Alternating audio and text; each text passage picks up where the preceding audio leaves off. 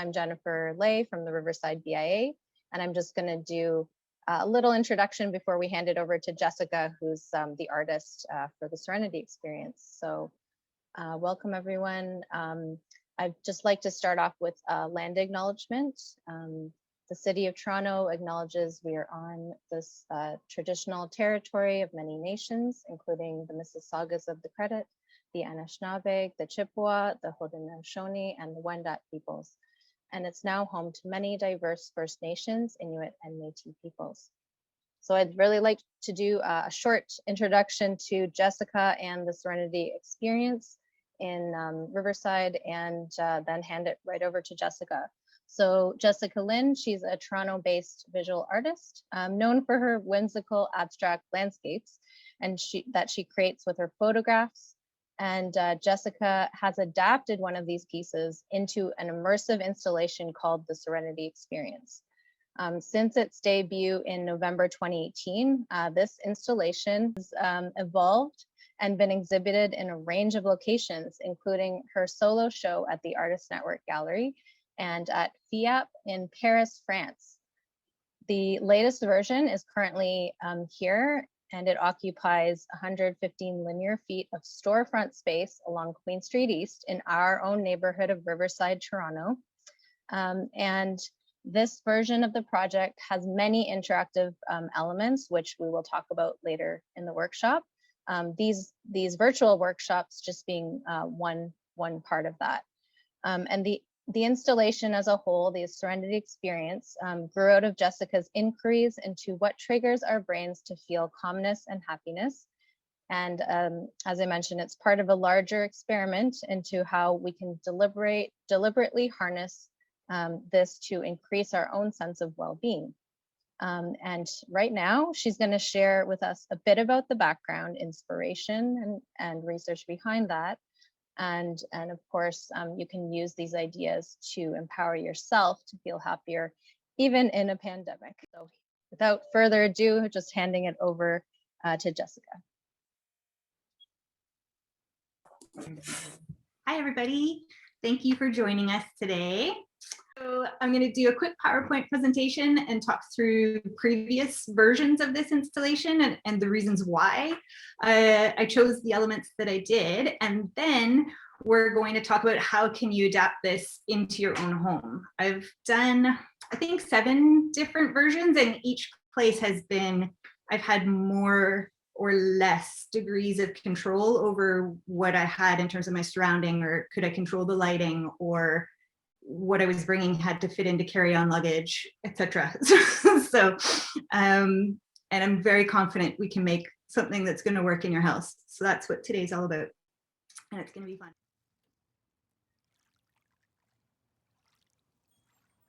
Take 3 deep breaths together, because I love doing that as a way to sort of center and ground, and everybody can arrive together. So everybody ready?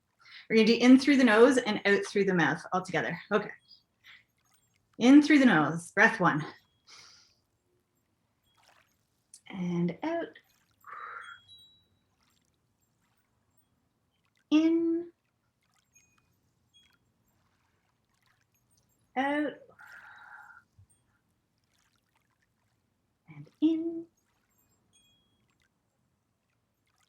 And out. Nice. Thank you. I always find that a nice grounding thing.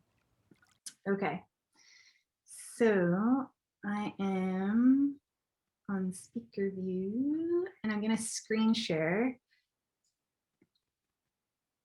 Here we go. And pop it in the chat if you're having any trouble hearing or seeing or anything, and Jennifer will let me know right away. So, okay, here we are.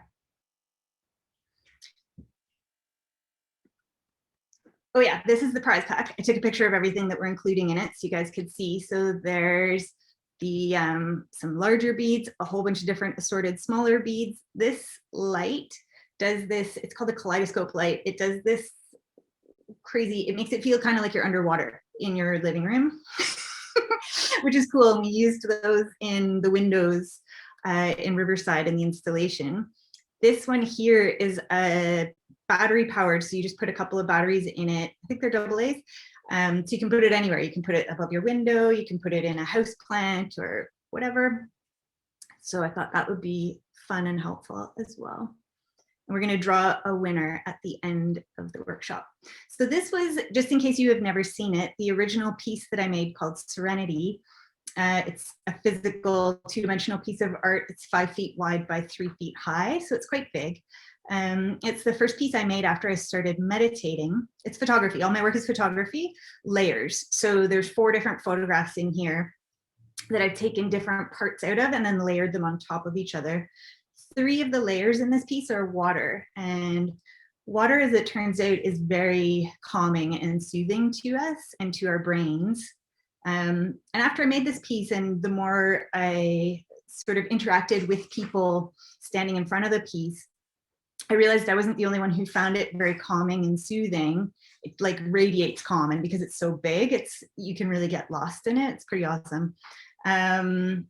So I sort of, the longer I spent with it, the more I thought, you know what I would love is to create a bubble of just this piece, so that it's all my senses, so that it's everything I'm aware of. It's just me and the feeling that this piece gives me, sort of as I'm going to say a cheat, like a very, very simple way of accessing what meditation does. So meditation's amazing, and you physically can rewire your brain so that you can deal with things differently and experience more calm. But it's also a practice. There is work involved, and you don't always feel up to doing the work. So I wanted a shortcut. I wanted something where I could do the work on days where I felt good, and then it would be there for me on days when I didn't feel good. So the intent behind it was to engage with this piece using all the senses and to create something that felt like a hug to my inner child. Like, you know, if you see a little kid crying, all you want to do is just soothe them. And I wanted to be that for myself on those days that were harder. And the ways I wanted to do that were by connecting to nature, to childhood memories, connecting to myself, and also to community. We're, I think, very aware in the pandemic that we're social creatures, and even if we're introverts, we need to feel connected to our community around us, whether it's strangers, coworkers, family, whoever. So those were my original intents. And then the more I started researching, one book in particular that I would recommend was called Blue Mind, by Wallace J. Nichols, and he has a whole movement basically around the book and the research that they've done about how water and the light sparkling off the top of water specifically as well triggers your brain to feel safe and calm and happier. And he has all these programs that he talks about where they take soldiers with PTSD and take them kayaking or fishing or whatever to sort of activate the part of their brain to balance out the part that's feeling anxiety and stress and trauma. I'm also taking a mindfulness certificate course now through U of T's continuing studies program, and learning more about kind of the neuroscience behind it. So it turns out that in a technical way, what we're doing is we are activating our parasympathetic nervous system, which is the part of our nervous system that's involved in rest and digest. And it doesn't, it's not automatically where we go in a pandemic. In a pandemic, we're in the fight or flight part of our nervous system, which we've all heard of. And that anxiety is just getting layered over time as we're still in that state, and different bits of news are coming up. So the parasympathetic part of our nervous system helps us digest that so that we can feel calm again and sort of anxiety down, calmness up. That's the goal. So these were the ways I interpreted the sensory aspects when I did the initial installation. And today we're going to talk about variations on that, what we can do that might be just using stuff that you have around the house or things that are particularly significant to you.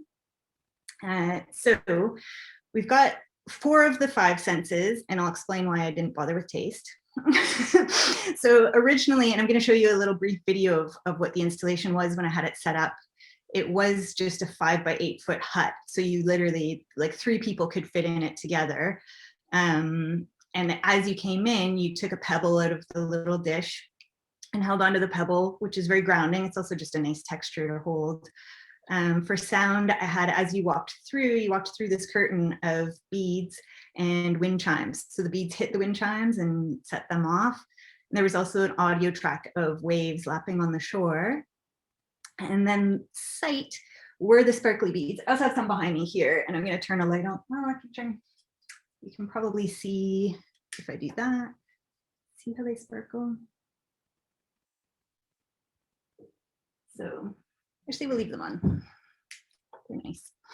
And then there's a video portion of the piece, which is the original 2D artwork, and then I've layered video elements over top of it as well as text. And then smell, I had an essential oil blend, and it was cedar and pine and a couple of other blended oils to sort of soften the cedar and pine, just to give it a general foresty kind of smell. And that was part of the connect to nature. It's also, your brain is triggered to feel calmer with those, the trees let off, oh my gosh, I can't remember what they're called. The trees let off these chemicals that, that are soothing to your brain. And that's why walking through a forest is calming. Also patterns in nature are calming to your brain. There's all sorts of reasons, but and then at the end of the installation, I wanted to give people a chance to reflect and contribute, to be part of it. So you'll see that in a couple of different ways. I had a magnet board with, you know, those alphabet magnets from when you were a little kid that you had on the fridge. I had those with one iteration, and then I had a little leaf that people could write on. It was a watercolor leaf. People could write on what their experience was. The reason I skipped taste when I did this as a public installation is because it seemed inappropriate even before the pandemic to be giving people food randomly in public. It raised too many problems. So taste, I would say, if we're doing at home, you can do it. That's sort of the exciting thing about when you're creating your own. So we'll talk more about that after and some ideas that we can use. So this is a quick walkthrough of when I had it as part of my solo show at the gallery. Let me see if I can get some volume here for you.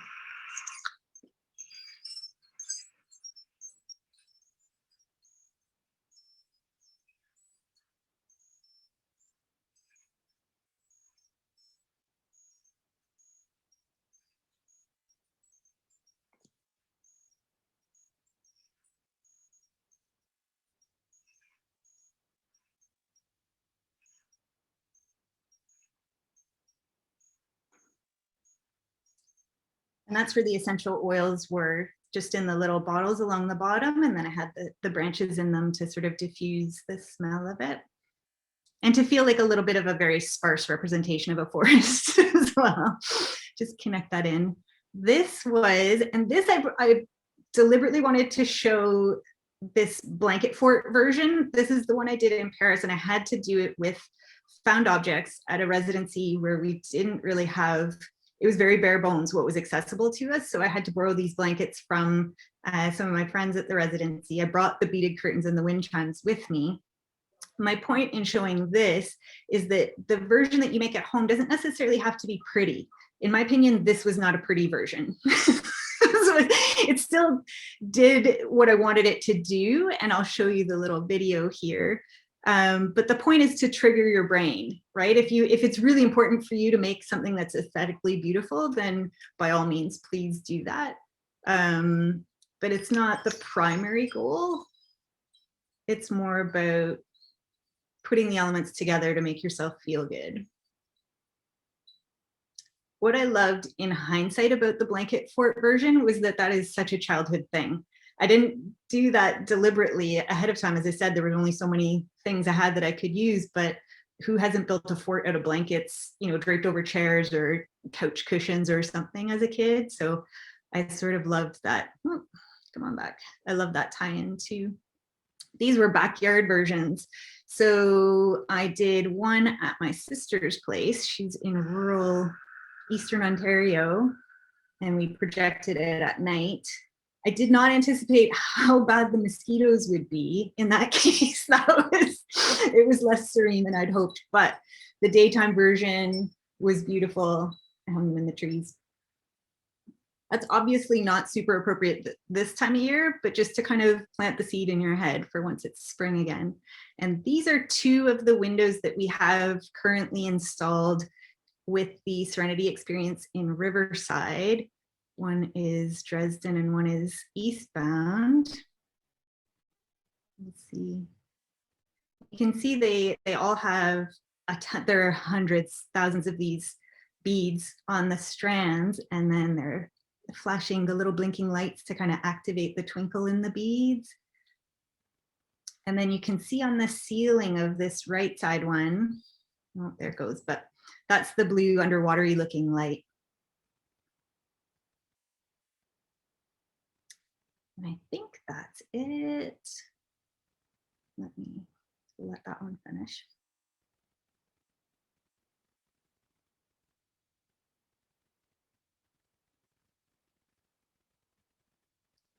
Yeah, you can see the blue light up on the ceiling there. There's also on the Riverside BIA website, there is, I'm gonna go back to gallery view. I encourage you guys to do the same so that we don't have to look at my screen anymore.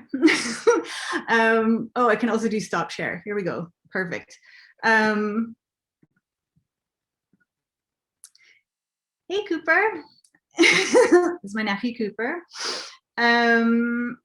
So what I would love, and I don't know if you guys have any questions, feel free to pop them into the chat, but also what I would love is to go through the different elements and talk about what we can do at home with stuff that we have. So there is, on the Riverside BIA website, there's all the links to the virtual aspects of this installation, including video tours, and it has all of the video clips of, you saw it briefly when we went into the installation there, but that the video portion of the Serenity Experience piece is about 25 minutes long in total. And for the installation we have up in Riverside right now, we split that into 6 different parts. So we have it in 6 different locations, and they're all clips around 3 to 4 minutes. So you can check those out. All right, I'm gonna start with sight, and you guys throw things in the chat if you think of anything. Sight is one of my favorite. I'm a professional photographer by, that's my past. I've been 21 years. I've been a professional photographer, so all sorts of different types of photography. But what it means is I've spent a couple of decades studying light pretty intensely, and how to control light and where beautiful light happens and comes from. So one of those things, and it shows better if I have that light turned off, one of those things was about having the actual beads themselves sparkle, but then you can see on the wall behind them how they reflect. So I love the idea of, if you had a strand of beads like this hanging in your sunny window, then just as it sort of moves with air currents or whatever, it's going to move a little bit, it sends these little flashes around, or as the sun comes in and out behind clouds. I know my friend Kim has all sorts of prisms and rainbow sending things in her windows. The queen of rainbows. So that's a really, I love that one. That's what I've chosen for this installation, to be sort of like the blinky lights, because when I read in that book about how the light reflecting off water was soothing to our brains, I thought that's amazing, but it's very impractical to have, especially in a public installation, some big basin of water that I'm moving and reflecting lights off of. It just, every version in my imagination ended in disaster. So I thought, how can we do this safely? At home, what you can do is, we've had this happen by accident sometimes. In the summer, the sun comes through our kitchen window. So if you're doing dishes, if you're like us and you have like a stainless sink and you've got a little bit of dishwater in there, sometimes the sun coming in, reflecting off the stainless sink or the water will make reflections on the ceiling that are really cool. Tin foil, so, or aluminum foil, or if you're like my husband and you're British, aluminium foil. So I'm going to, I have another light here. Let's see if this works. Just a regular bit of tin foil. And you can you see what that's doing on the wall there? It's pretty awesome. And this is not a great, I mean, in real life in your house, that's gonna look a lot cooler than it will through a camera on a Zoom thing too. So you can do stuff like that, and then you can play around with, what if you crinkle it? Then what happens? How does that make it different? It makes some pretty cool patterns.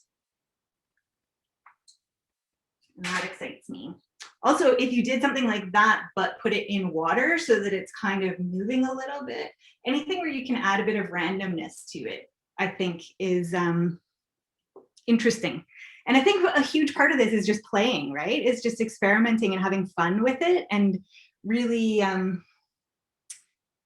it is childlike, like letting yourself go, letting yourself have no responsibilities, set aside whatever amount of time you want to, 20 minutes, half an hour or something, that this is the thing you're going to play with, and it's your homework if you want. I'm assigning homework, everybody. 20 minutes. What else have I got? Oh my gosh, fairy lights or Christmas lights, whatever you'd like to call them. Those to me are magical wherever they are. So I've got a couple of houseplants. I'm going to show you quickly, but a couple of houseplants here.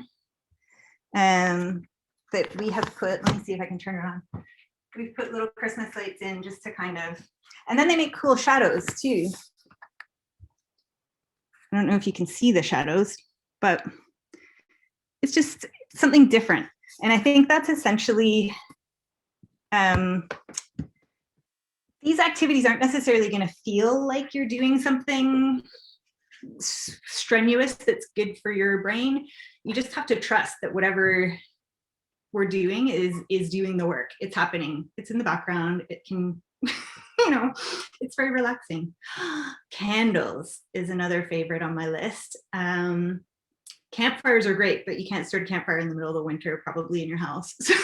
So candles are a good second choice. Safety first, always adult supervision. Same with lights and water. I should have said that as well. Anytime you have lights around water. So what I love is, and I've only done this a couple times, it hasn't always gone as well as I hoped, but if you have a hot bath, I love a good hot bath. If you have a hot bath and you put candles in it, you can just put a little bowl like this with a couple of tea lights in it and float that in your bath. And if you can do that with the lights turned off so that the candles are the only real light, then what you also get, depending on how hot you like your bath, is the candles are going to light the steam as it comes off the water. And it feels, to me, it felt like a vacation. It felt like I was somewhere super exotic. And it's really relaxing. It's so soothing to just watch these little candle lights bob around in the bath. So that was another, what else did I have? Yeah, that's all I had for sights. So smell, as I said, I had essential oils, the forest ones. Lavender, I've seen recommended in so many different places as something that's calming and soothing. Citrus oils are generally invigorating, but can also like help you if you're having one of those days where you just feel like that. If you put a little bit of citrus oil here, give it a little rub, inhale it, take a few deep breaths, it can really sort of reset so that you have a more positive, you're able to kind of bounce out of that mood a little bit easier. And that can be any of them, like grapefruit or even lemongrass, because it has a bit of a citrusy. Anyway, diffusers, there's like a million different kinds of diffusers, other than ones that you plug into something or that you just have the bottle with the sticks coming out of it. I would, in all of the scent ones, the one thing I would say is try to avoid the really artificial, chemically kind of like those, I don't want to name names, but the plug-in ones, that kind of stuff. If you can veer more towards natural things, essential oils, just as much as possible to keep the chemicals out of your house, basically, because that's also going to be better for you and your hormone balancing and everything. Room spray. I have a fantastic room spray that I got from somebody that makes, they're in Quebec. I'm going to grab the name because it's beautiful. Karen and Doucette. Theirs is very nice, but you can also make this just by having a spray bottle and fill it with water and put essential oil in it and shake it up well before you spritz it around. If you spritz it onto a fabric in your room, it's going to hold the scent better. Maybe don't do it in the middle of your couch just in case it stains. Do it somewhere where it's not going to show, but you'll be able to enjoy it more that way. Hand cream is another good one. Especially if there's one that you can find that has nice memories associated with the smell. Any of these things really, if there are nice memories associated with it, even better. Scented candles, same thing. If you have, especially there are ones now that you can get that they're a bit pricier, but they usually are also a higher quality where they're made with essential oils and they're very, really nice, natural kind of smells and delicious. Okay, that's all I've got for smell. I'm sure there's others. I'm sure you guys are going to give me ideas. I'm counting on you. I already know my ideas. I want to know your ideas. For touch, when I built the installation, I had people holding a pebble. Part of that is because I think, for me personally, I had so many fond memories of walking along beaches and picking up pebbles and bringing them home. I'm sure a lot of other people would be the same. But they're also a really nice, depending on the pebble you choose, a really nice, soft, tactile, comforting. You can, yes, a pet. I just saw that one pop up. If your pet will go along with it, then yes, a cuddly pet is a great thing to touch. Bark is another lovely one. I have this piece as an example, just a little bit of texture, something that's kind of that palm size where you can hold it but feel it and just give you something to ground, you know, that you're really examining it with your fingertips and holding on to it. I also think if you have a favorite stuffed toy, whether you're a grown-up or a kid, that's a good one, or a blanket, or if you have a piece of clothing that's really has just an amazing texture, like it's silky or it's soft or it's, for whatever reason, it's really nice to touch, just something that's going to kind of engage your sense of touch. And oh, this is one of my favorites. Also not super appropriate for winter, but bare feet. So if you're at home and you want to do this for a moment, that's easy. You can just, even if your house isn't super warm, it's just a minute, it's okay. And really put your attention on your feet. Let's do it right now. I'm going to do it right now. Everybody who's up for it, take your socks and slippers and whatever off. And feel whatever's under your feet. Like maybe it's wood floor, maybe it's tile, maybe it's carpet, maybe it's your bed. I don't know, whatever, but really like spread your toes out, let them get right in there, feel whatever it is under your feet. It's incredibly grounding. If you're ever having a moment where you just feel kind of like things are starting to spiral in the wrong direction, it's very grounding to have your bare feet touching whatever ground is underneath you. Once the weather's a little bit warmer and you can do this in grass or in dirt, it's amazing. It's such a simple thing. Obviously, if you're somewhere like a public park, you have to be very careful where you're walking. If you're in your backyard or your front yard, hopefully there's nothing, as long as no one's let their dog run amok in your yard, you should be pretty safe. Sound. So I have a few for this one as well. In the audio for the Serenity Experience, I combined birds. These were birds from early last spring. In our first lockdown, I recorded birds off our front porch. There's a few trees. Wow, there's a blizzard. I had no idea. I just looked out the window and it's like I'm living in a snow globe. Awesome. So birds, and then I had the wind chime sounds layered on top of that, and then I also layered on top of that sounds of the water lapping on the beach when we were visiting a friend up north. So I also had nice memories tied in with that one. That audio track is on the Riverside BIA website, the Serenity Experience website. You can access it wherever you are. You can also, you can just on whatever YouTube or something, you can search for bird sounds, foresty kind of sounds. There's loads of them, you'd be surprised. Another thing that I found interesting is Gregorian chants. If you've never listened to this before, give it a try, and try it in the bath with the candles. Combine those things, and if you don't come out relaxed, then call me and we'll we'll figure out some next level thing. I just found it so, like, at first you're listening to it and it's like you're transported to somewhere else, but there's also the particular, I'm not a neuroscientist, I apologize, but whatever, there's something about the Gregorian chants that they send your brainwaves into, is it the alpha brainwaves you want to access? Whatever the relaxing ones are. The Gregorian chants help you tap into that. So it's like you don't even have to think about it. You have no effort. You just put that on in the background and it happens. Sound bath. If you've never heard of a sound bath before, again, you can probably Google it and many of them will show up. Some, I have found some not relaxing. It depends a lot, sort of like a guided meditation. If you don't like the person who's guiding it or talking through it, if they are annoying you, it's going to not relax you. So if you don't like the first one you try, just try a couple of others. Try a 5-minute one rather than a 45-minute one. But essentially what it is, and everybody has different styles and different things that they use to make the sounds, but they have like these little bells, or they have the crystal bowls that they do the stick around, or the Tibetan bowls, and it's it can be really, really lovely. And again, that just, it goes directly to your brain waves. It's sort of, you may or may not like it on a conscious level, but your brain likes it on a subconscious level, if that makes any sense.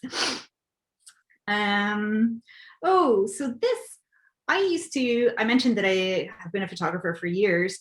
Part of that used to be, I did weddings, but then I also did child and family portraits, baby portraits, newborns. And because of that, because babies always cry when you show up to take their pictures, almost always, through that experience, we had, there was one couple who had an app, and I cannot remember the name of it, but I'm sure, again, if you Googled it, but it was an app that had soothing noises specifically to help the baby be calm and go to sleep and whatever. And I think this one had whale noises or something. It was very underwatery feeling. And I would say anything essentially that's designed to calm babies down probably calms grown-ups down too. You don't have to feel like a baby by listening to these things. Your brain is pretty much going to be calmed by very similar things. Oh yeah, water, moving water is also a very soothing noise. You know those rain chains that you see that sometimes people have instead of a downspout, or a little water feature where it sort of makes a little boop, boop, boop, boop, boop noise? Those are nice too. Taste. So this is the one that I didn't include when I was doing publicly, but I have an experiment for you guys to try. If you want to incorporate taste when you do this at home, is to, whatever taste it is you're choosing, do it at a rate that's like 10 times slower than you normally would. I'm sure nobody here other than me eats way faster than they should. But I eat, other than my niece Charlotte, actually, she takes like an hour to eat breakfast. She's the slowest eater I've ever seen. But as it turns out, she's probably the most mindful eater that I know. So if you take something like a grape or a raisin or a dried cranberry, whatever, and you really take your time, like smell it. Not all things will smell tremendously from the outside. When you put it in your mouth, don't bite into it right away. Like let it kind of roll around your mouth a little bit and feel what that feels like. And then when you do start to bite and chew it, do it really slowly and examine it like as if you're experimenting and you need to describe this to somebody after. Like really feel, where do you notice the taste on your tongue? Or is it wet, or is it dry, or salty, or I don't know, not quite ripe yet. whatever your experience is, just really slow it down and be with it. And that will be very grounding as well. I have one last little thing, and that is, if you are going to do something very time consuming, like the beaded curtain, you're not going to do as much as I did, but it's there were so many hours. Kim had to help me as well, my friend Kim. I think I spent 45 hours beading. And then I had two friends who also spent about a dozen hours each. If you're going to do anything like that, or if you're going to, let's say for your thing to hold, you're going to actually knit something where you're spending time and doing something kind of repetitive, then what I would add as a bonus element is, while you're doing that, listen to a podcast about mindfulness or about the neuroscience of happiness research. There are loads of them out there. There's a happiness, specifically a happiness podcast. There, as I said, quite a few. 10% Happier, also, he has an app, but he also has a podcast, any of that kind of stuff. And the reason is because I feel like as you're listening to it and creating it, that intent is going to go into it. It gets woven into it, it gets, or knitted or whatever, but you're also giving yourself, if you're like me, it helps you to know why you're doing the thing you're doing. And it can be really, really inspiring. I mean, what inspired me to start meditating in the first place was somebody, I read in a book that 28 minutes a day for 2 months of meditating physically changes your brain. It changes the way the wiring interacts or whatever. And it also, there's part of your brain that actually grows. They can measure, and I can't remember what the part is. Again, I'm not a neuroscientist, but I found that super inspiring, that you could, and it doesn't even have to be 28 minutes at once. You can do 15 minutes in the morning and 15 minutes before you go to bed. Or guess what? You could just do 5 minutes, and that's better than 0 minutes. It doesn't need to be all or nothing. You can just do a little bit, and it actually physically changes your brain, which means that you can change the way you react to things, which means you can change your life. I know that seems like a very dramatic, step in a small amount of time, but if you think about the way most of your days go, the way you react to what happens changes the course of the rest of your day, basically. If you can pause and react with intent rather than just react with your gut, whatever. And right now, I think with anxiety levels high, I think a lot of people are, our gut reactions aren't always what we would like them to be, let's say. So if we can kind of program ourselves to allow that space between what's happening and how we react to it, then it makes a huge difference. We're going to be a lot more pleasant to be around, and people will be more pleasant to us as well. So, and even kids, I did make a specific note about that, because there's all this stuff out there now for specifically mindfulness for kids. There are cards, I'm sure there are apps, because there's apps for everything. But I know the meditation app that I use, which is called Unplug, they have ones that are specific for kids that are just very simple and basic. I've done them with my nephew Cooper before. He really enjoyed it. We call it chill out time. Yeah, that's about it. So the last thing I want to say before we talk about everything that you guys have shared here is, whatever you end up making or creating or discovering or playing or experimenting, all of that, I would love to see it. So if you're on Instagram or Facebook and you feel comfortable sharing, tag us. We have a hashtag, the Serenity Experience, and also my Instagram is Jessica Lin Photo, and then Riverside_BIA. And then we'll reshare that, because I think it's really inspiring. This is a year where we're very conscious of what's contagious, And I think happiness is contagious as well. And I think positivity is absolutely contagious. And I think the more we inspire each other and share this and amplify it, you have no idea what kind of effect that might have on the people around you as well. So I think that's very powerful. All right, so that's all I've got. And thank you guys for sticking with all of that. Did you want me to read out some of the ideas? Sure, yeah, sure. Just to recap, so it's Jennifer here. So for sight, here's what everyone talked about, including you. So creating shiny reflections with tinfoil, dishes off the sink, Christmas lights on houseplants, cutting out foil star shapes, polished glass or crystals hanging off 3M hooks, sparkle lights around the bedroom, and someone had a bird cage full of plastic balls that the lights were reflecting at night. Wow. Then smell, we talked about essential oils, lavenders, calming, citrus oils are invigorating, peppermint was mentioned a couple times, and vanilla. Room spray, so fill a bottle with water and add some drops of essential oils.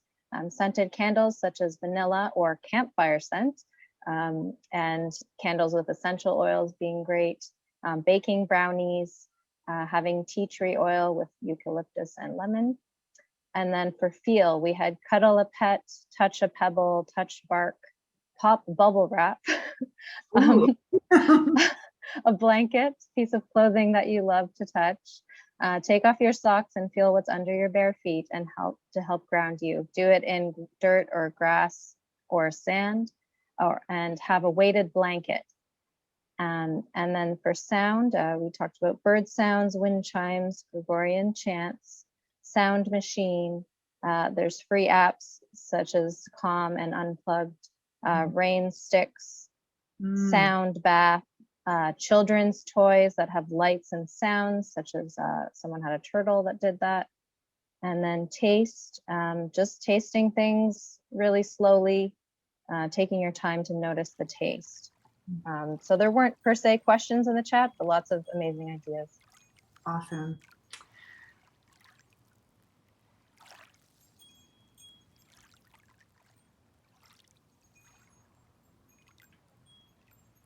This is our main page at riverside-to.com.